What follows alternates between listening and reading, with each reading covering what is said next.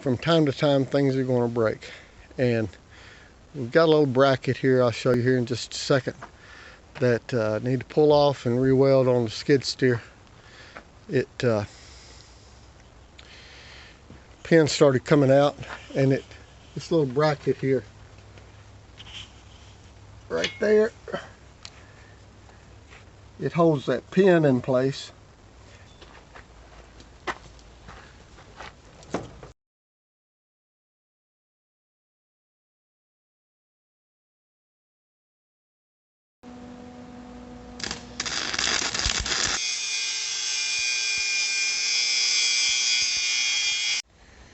Alright, I got this sucker back in her up.